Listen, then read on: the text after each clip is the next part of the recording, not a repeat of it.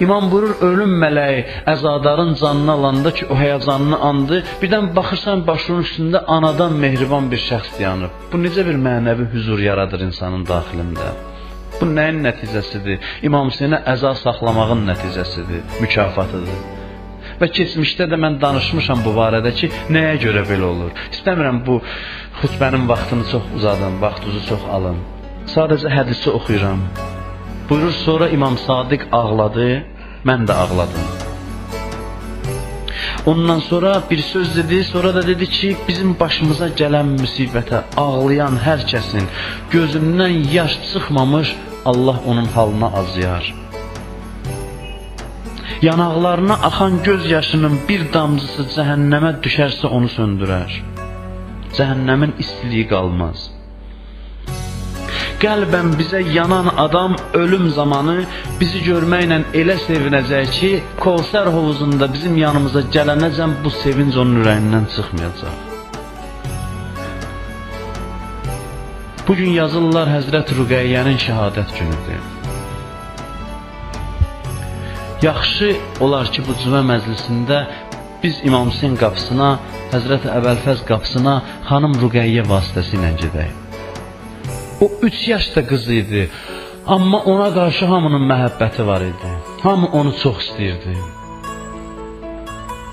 Bir elə olmurdu ki, Həzrət Əbəlfəz onun yanından keçəndə onu qucağına alıb nəvaziş eləməsin. Hər dəfə çadırların yanından keçəndə, uşaqlardan biri oradan çıxanda, o gərgin vəziyyətdə onlar qucağına alıb nəvaziş eləyirdilər. Bu qızın 3 yaşı var idi, amma çox qəmlər gördü 3 ildə. Ömrü boyunca. İmam Hüseyn meydana gedəndə o idi ki, elə ucadan ağladı ki, deyirlər, İmam Hüseyn də göz yaşını saxlaya bilmədi. İmam Hüseyni yola salanda ən ağrılı vida rozəsi İmam Zaman deyir, mənim ürəyimi parçaladı. Onun bir məqamı da İmam Hüseyn ağanın Rüqəyyə ilə vidalaşması idi, ondan ayrılması idi. Bütün Kərbəla hadisələri cərəyan edən yerdə onun adını eşidirik.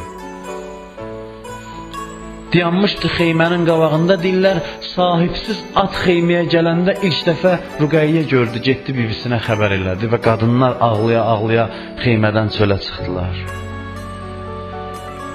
Neçə dəfə yaralı başı ziyarət eləyib. Zeynəb danışırdı Küfədə. Birdən deyirlər, Rüqəyyə gəldi, ətəyindən tutdu, çəkdi, dedi, bibi, bu deyəsən atam Hüseynin başıdır. Xanım Zeynəb başını qaldıranda, gözünü qaldıranda gördü ki, İmam Hüseynin başını gətirib saxlayıblar onun müqabilində.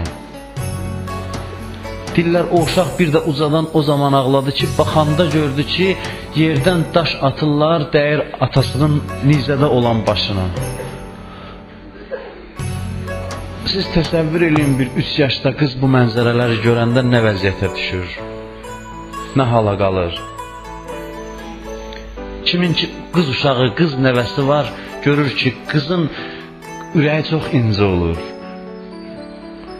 Ürəyi çox incə olur. Xüsusən də atasının müsibətini gözünün qabağında görməsi çox az təsir eləyir, çox böyük təsir eləyir qız uşağına. Ona görə də heç vaxt aram ola bilmirdi. Şamın xərabəsində Həzrəti Zeynəb deyir, gecələri oyaq qalırdı, yatmırdı. Uzadan ağlayırdı. Mən görürdüm, qardaşı Əli Əkbəri çağırır. Atası Hüseyni çağırır. Mən deyir, yuxudan oyandım, gördüm, ucadan ağlayır. Dedim, qızım, nə istəyirsən, nədir sözün, xahişin nədir, istəyin nədir, denən hacəti rəva eləyim. Acsan su verim sənə, yeməyin yoxdur, yemək verim. Deyir, o başını bizə yorğan döşək verməmişdilər. Bir kərpic üstündə yatırdı. Uşaqlar başını kərpic üstə qoyub yatırdılar. Dedim, bəlkə narahatdır. Soruşdum, qızım, nə istəyirsən? Deyir, ağlaya-ağlaya dedi ki, bibi, heç nə istəmirəm səndən. Düzdür, acam, susuzam, amma atamı görmək istəyirəm mən. Mən səndən atamı istəyirəm. O qədər ağladı, deyir, əmr elədilər ki, aparın atasının kəsik başını qoyun müqabilində. Harda görünüb ki, uşaq ağlayanda kəsik başla onu sakit eləsinlər. Zeynəb deyir, baş içəri daxil oldu, əvvəl İmam Səccad durdu, ayağa getdi, ziyarət elədi. Qız hələ başa düşmürsün ki, başın üstündə örtük var. Dedi, əmi bu nədir belə, ata bu nə, üzr istəyirəm, bibi bu nədir belə, nə gətiriblər xeyməyə, bəlkə yeməyi gətiriblər, deyir, mən də danışmıram. Dayanmışam bir kənarda, getdi örtüyü başın üstündən götürdü. Örtüyü götürəndə gördü, atası İmam Hüseynin başıdır. Ağlaya-ağlaya dedi, ata əcəb vaxta gəldin, məni ziyarət elədin. Elə ürəyim istəyirdi səni görəm. Amma sən meydana gedəndə dişin sınmamışdı, alnın yaralanmamışdı. Deyir, gördüm danışır, Zeynəb deyir, yaxınlaşa da bilmirəm, kənardan dayanıb baxıram. Görüm bu nə danışır, nə deyəcək, yol ərzində bircə dəfə görmədim bu mənə nəsə şikayət eləsin, heç nə deməmişdi. Amma deyir, birdən gördüm cibindən dəsmal çıxartdı. Baxıram, gördüm atasının gözünün qanını silir, gözünün üstündə olan külü silir. Təmizlədi, o balaca əllərin qaldırdı, deyir, atasının gözünü açdı. Gözünü açdı, ondan sonra qamçısı dəyən qollarını sirmələdi, göstərdi atasına, dedi, bax gör qolumu nə günə qoyurlar. Bunların heç birindən şikayət eləmirəm. Xeyməmizi yandırdılar, bizi qarət elədilər. Ata, sənə şikayətim budur ki, bizim başımızdan hizabımızı açdılar. Ondan sonra dedi, ata, Allah bibim Zeynəbdən razı olsun. O qədər bizə qamçı vuranda qolum verib qabağımıza, xəcalətdən üzünə baxa bilmirəm. Zeynəb deyir, bala danışdı, xanımlar da o bir otaqda, o hər söz dedikcə ağlayırlar. O danışdıqca xanımların nalə səsi uzalır. Birdən gördüm uşağın səsi kəsildi. Mən sevindim, dedim, deyəsən balam aram oldu, balam yatdı. Zeynəb deyir, mən yaxınlaşdım, Ümmü Gülsümə dedim, bacım sakit olun, deyəsən uşaq yatdı.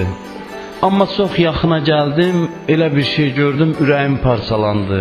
Gördüm İmam Hüseyin ağanın, qardaşım Hüseynin başı bir tərəfdə, Rüqəyyənin cansız bədəni düşüb bir tərəfə. Allah bizə qismət eləsin, o xanımın o balaca qəbrini, o adamsız qəbrini yaxından ziyarət eləyək. Allahümmə inna nəsəlükə və nəd'uk bismikəl azimil əzəm, əl-əəzzil əcəllil əkrəm və bil Hüseyni ya Allah, ya Allah, ya Allah, ya Allah, ya Allah, ya Allah, ya Allah, ya Allah, ya Allah, ya Allah. İlahi, əllərimizi naumid qaytarma.